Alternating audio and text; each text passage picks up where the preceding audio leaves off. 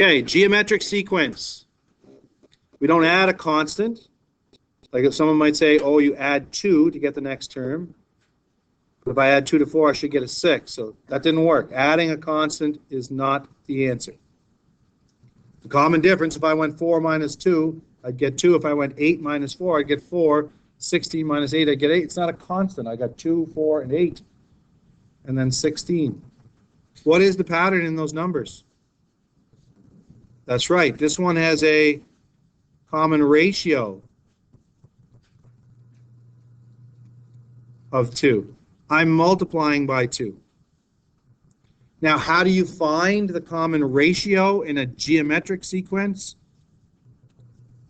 Yeah, we divide. It's term 2 divided by term 1. I could write term 3 divided by term what? 2. Or term 4 divided by term 3. Or Tn, any term. How would I write divided by the term? Like what would be before Tn? Tn minus what? 1, wicked. That's a subscript. Okay? It's not Tn and then like, it's not the same as this. The n minus 1 is all a subscript. And in this case, if I took term 2, 4, and I divided it by term 2, what would I get? If I took 8 and divided by 4, I get 2. If I take 16 and divided by 8, I get 2. With me? That makes it a geometric sequence. If you are multiplying by a constant, you have a geometric sequence. Whereas if you're adding a constant to get the next term, you have an arithmetic sequence. The rest is all the same. Or T1 is the first term, T2 is the second term, T3 is the third term, T4 is the fourth term, and so on. Tn is the last term, or an indicated term, or the general term. Look at the homework example we did last night that asked for A, the first term, D, the common difference, and the general term. This is the general term right here, Tn.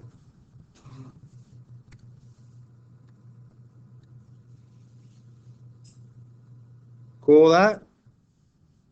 We're going to answer the same types of questions that we did yesterday, only this time we're going to be dealing with geometric sequences. For a geometric sequence, where's your formula?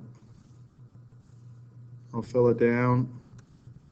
I'll write it in. This is the formula we're going to follow. A times r to the power of n minus 1.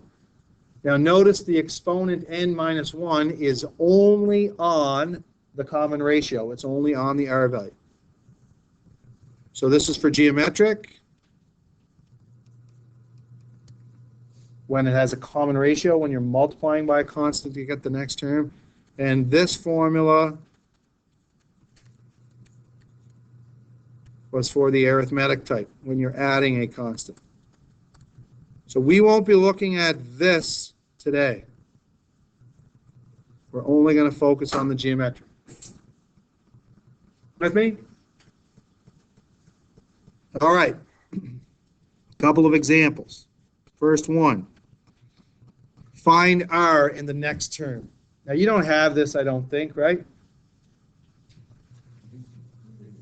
Do you have it? Okay, cool. What is the common ratio? R would equal 2 divided by 1.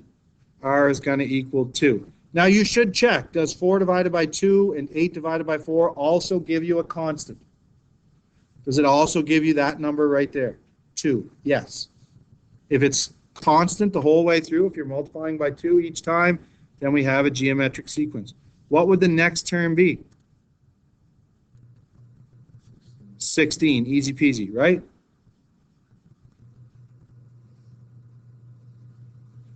We good there? What about this one? What is the r value? Be careful before you spit this out.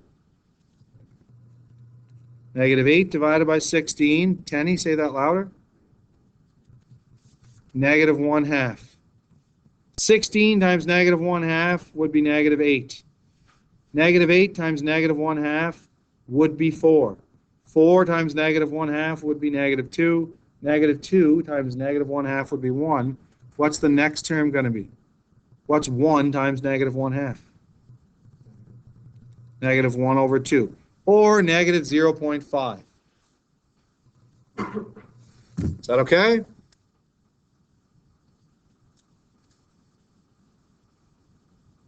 Every time you find the R value with a geometric sequence, you should always not just assume, just go term 2 divided by term 1 and then quit there. You should also check term 3 divided by term 2, term 4 divided by term 3, term 5 divided by term 4, and so on. And every time I do that in this question, I get negative 1/2. Same thing here. To get the R value, I'm going to go 0.06 divided by 0.01. What does R equal?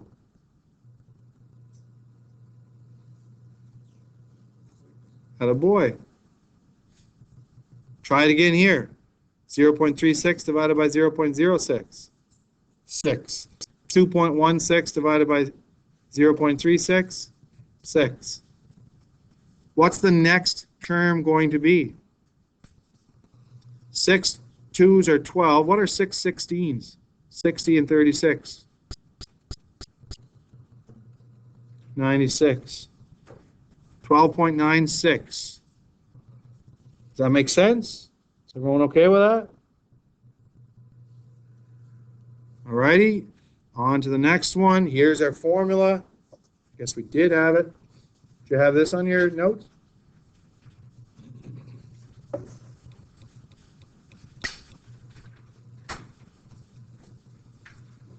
It says find the indicated term. So you're given a sequence. 2, negative 1, 1/2, negative 1/4. You have to decide if it's arithmetic or geometric. Those are the two types of series and sequences we will focus on. And then it asks you to find term what? Term 9. So for starters, in this first question, can you tell me what the first term, A or T1 equals? It's 2. It's visible. It's the first number you see there. What about the R value? You got to take term 2, divide by term 1. Or term 3, divide by term 2. What's 1/2 divided by negative 1? And what's negative 1/4 divided by 1/2? How would you do that? What's negative 1/4 divided by 1/2? Yeah, you multiply by the reciprocal. Top by top, bottom by bottom, and reduce. Or you could cancel here. Yes? But I get negative 1/2 every time. If I want to find T9, remember the formula. Tn is equal to A times R raised to the exponent of n minus 1. So T9 is going to equal, what would I fill in for A? 2. What would I fill in for R? And what am I going to fill in for N? Awesome. So this would become 2 times negative 1/2 to the 8th. Now let me ask this question. Should the next line look like this? Should I multiply the 2 by the negative 1/2 and call it negative 1? No, why not? Yeah, you have to do the exponent first. Attaboy, John. Video number 2, he's coming alive, folks. He back. I have to actually figure this out first. Negative 1 multiplied by itself 8 times. It would be a positive 1. Teniola, this is what you're looking for. 2 multiplied by itself 8 times. That would be 512. When I multiply top by top, bottom by bottom, I get 2 over 512, which would reduce to what? 1 over 256. That is the 9th term. Is that okay? That's how you find an indicated term. Just remember, when you're using this formula, exponents first. Do not multiply. Is that cool? Excellent. Next question. How many terms are in the following sequences? We got a couple. What's it asking me to solve for in this case? N.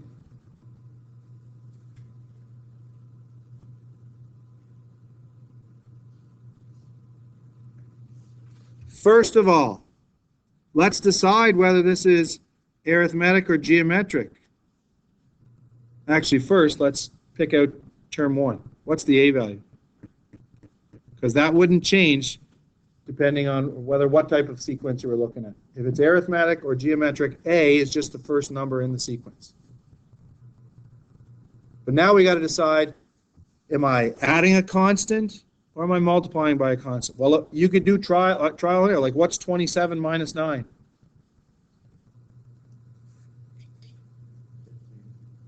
27 minus 9 is 18. Thank you. Okay. 81 minus 27 is definitely not 18. So that means it's not arithmetic. Let's try geometric. 27 divide 9. Anybody? 3. 81 divide 27. Also 3. Now I don't know what the 4th term is, but I do know the last term. What's the last term? 2,187. Is that okay?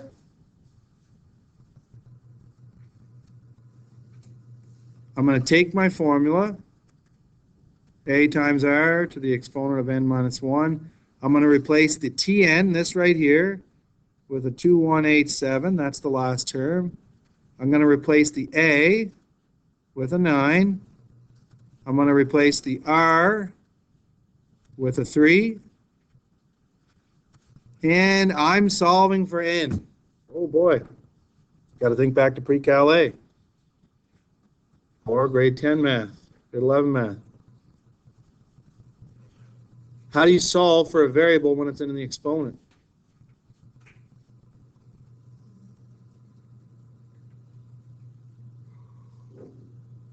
Well, first of all, should I multiply this? Like, this is what people think this is the proper move.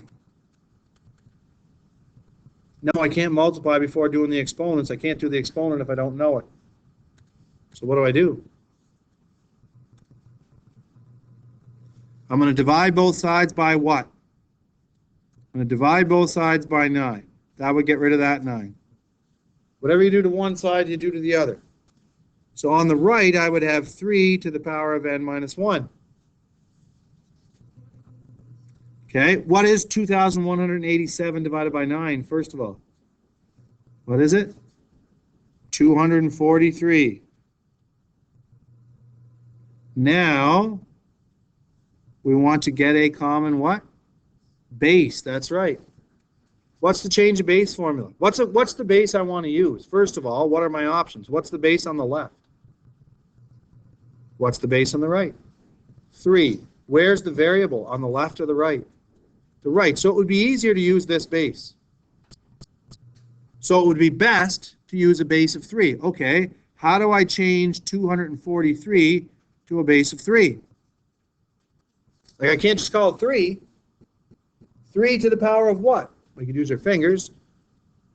3 to the first is 3. 3 squared is 9. 3 to the third is 27.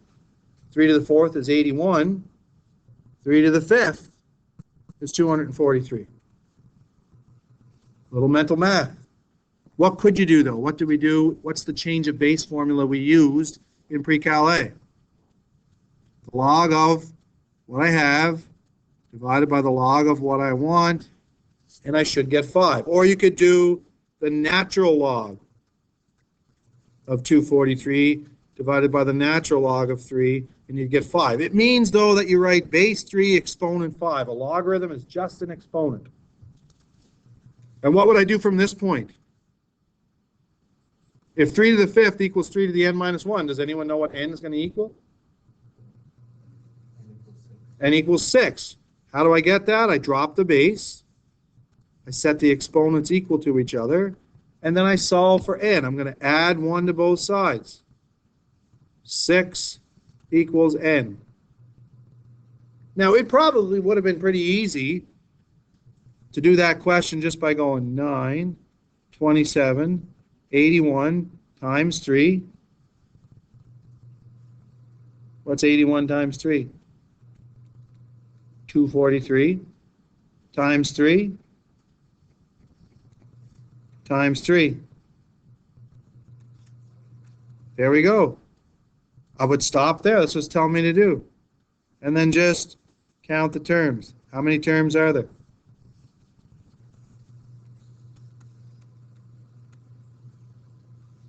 But once there's like, if there's like 50 terms in your sequence, then the formula is much easier. Okay? Want to try one with some fractions? Everybody's favorite? 1/2, 1/4, 1/8, all the way up to 1 over 1,024.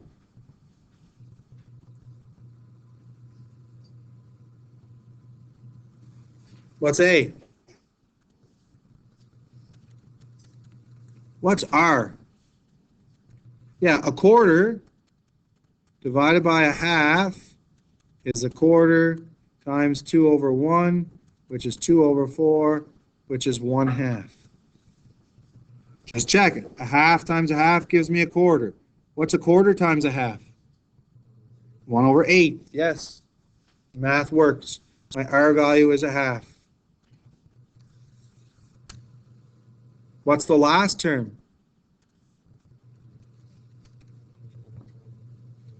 1 over 1,024. Here's our formula for a geometric sequence. Tn equals A times R to the n to the power of n minus 1. So we got 1/2 times 1/2 power of n minus 1. Now you could actually combine these. Like I could also divide both sides by 1/2. That's fine. If I keep things consistent, that's what I did in the previous example. That's what I get. I get a 1/2 to the power of n minus 1. 1 over 1,024 divided by 1/2 is like saying 1 over 1,024 times what? 2 over 1 would give me 2 over 1,024, which would give me 1 over 512. Cool? That is a legit move. Another option would be to just leave this as 1,024. See how they have a common base? What's the rule when you multiply powers with the same base? What do you do to the exponents? You add them. So what's 1 plus n minus 1? N. You'd get 1/2. You'd write your base down 1/2 to the power of n equals 1 over 1,024. That would also work. Get a common base. I got a base of 1 over 512 and a base of 1/2. This one's got the exponent, so I'll use this base right here. 1 over 512, written with a base of 1/2. It's a 9, that's right. 1 to the 9th is 1. 2 to the 9th is 512. This right here is just a fancy way of writing that. But what it allows me to do, now that I have a common base, it allows me to drop these. And if you're not sure how Tenney got 9, he did the following. He did the log of 1 over 512 divided by the log of 1/2. That's called the change of base formula. That gave him an exponent of 9, 1/2 to the 9th. Maybe he just used his brain. Okay? That would be, how about that for a novel idea? Add 1 to both sides. What do you get for your n value? 10. Cool? All right. So we solve for an indicated term. We know how to find A, the first term. We know how to find R, the common ratio. We know how to solve for the number of terms. And let's look at a question like we opened with. Only this time we're talking about a geometric sequence. And it wants us to find A and R in the general term.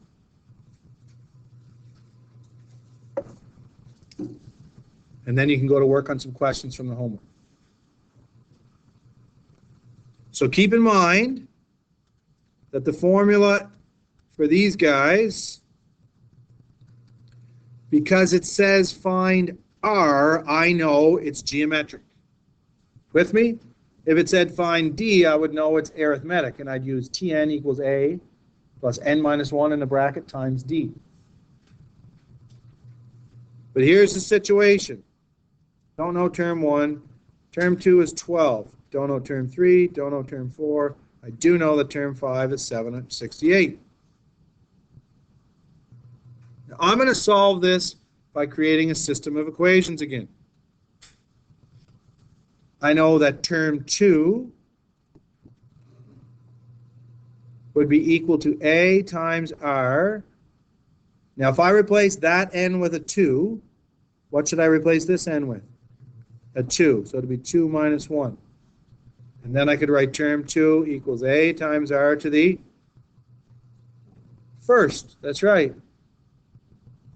What could I replace the term 2 with now? A 12.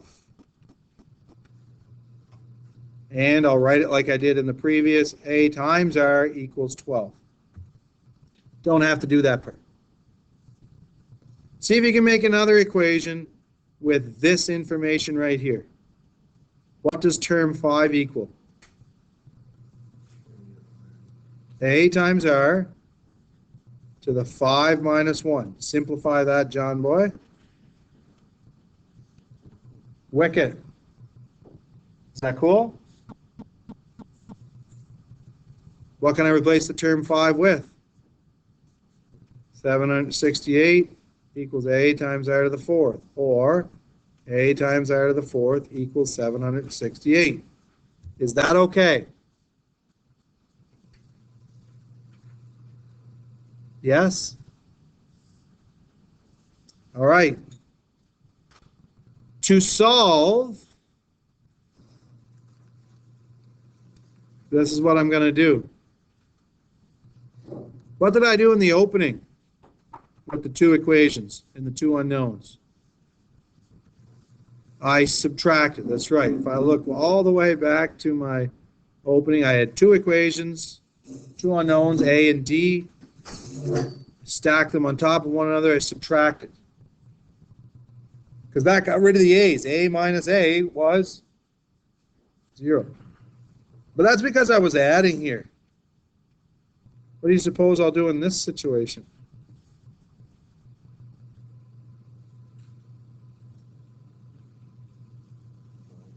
Yeah, I'm going to divide. What's A divided by A? 1. Don't need to write it. Careful with this. What's R to the 4th divided by R to the 1st? R to the 3rd. When you divide powers with the same base, you subtract the exponents. So really, I could have called this A to the 0. 1 minus 1 would be 0. Well, anything to the power of 0 is a 1. Don't need to write that. Do the same thing with these. Write your equal sign. What's 768 divided by 12? 64. Attaboy, Tenny-o. Crushing it today. Now, how would I solve for this? I would do the cubed root, or raise both sides to the power of 1/3. What is the cubed root of 64? 4. So I know R equals 4. And now I can go to any equation. I would go back to this one. A times R equals 12. And if I know that R is 4, what would you do to solve for A? Divide by what?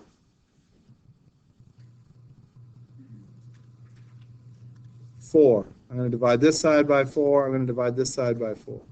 A would equal 3. Is that cool?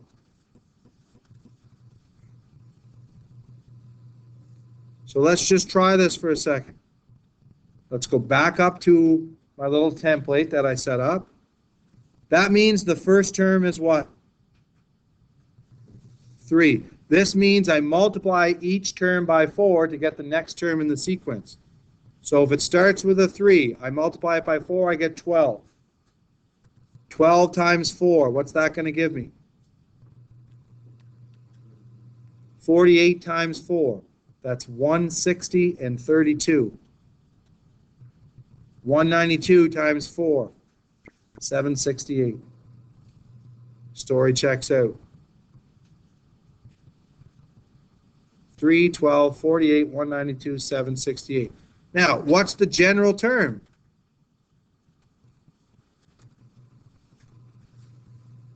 How do you find the general term?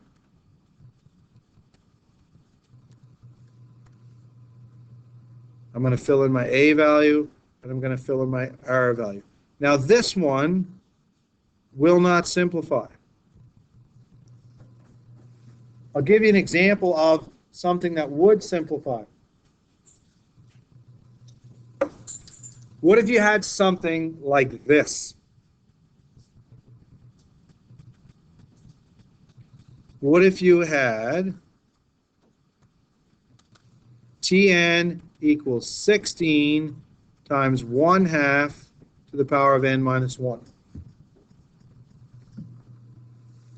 I can actually write those with a common base. What's a good base for 16.5? Nice even number.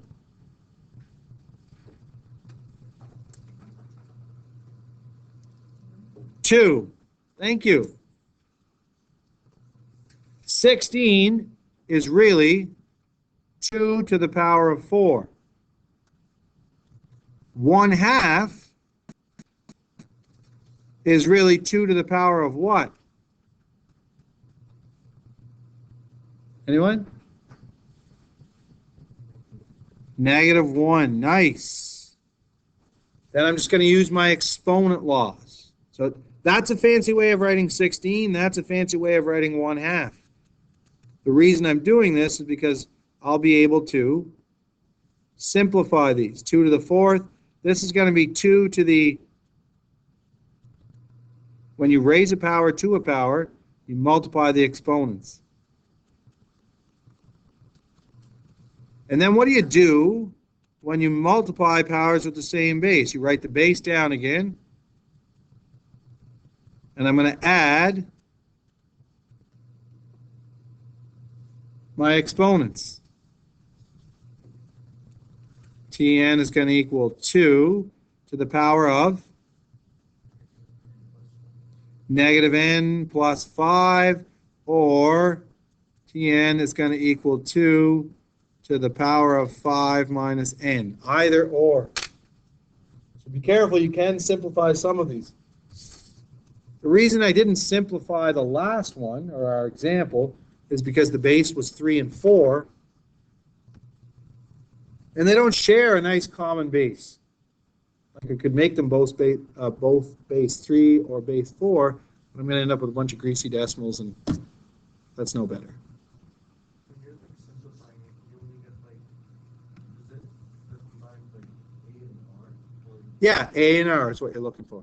You're looking to see if A and R can be written with a common base.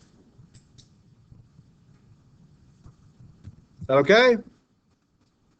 Number 1 through 6 on the homework sheet is what I would like you to do.